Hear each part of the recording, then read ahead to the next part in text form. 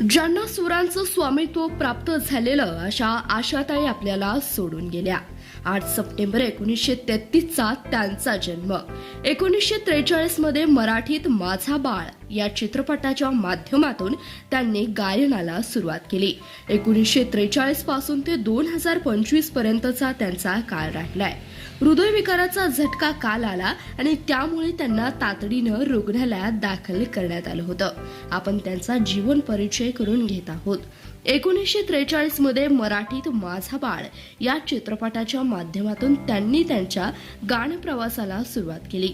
1948 मध्ये चुनरिया या चित्रपटाद्वारे पार्श्वगायन या क्षेत्रातच त्यांनी चित्रपटामध्ये त्यांनी गाणी गायली आहेत। किंबहुना त्याहूनही जास्त अल्बम सॉन्ग आणि अशा वेगवेगळ्या पातळीवर त्यांनी काम केलंय।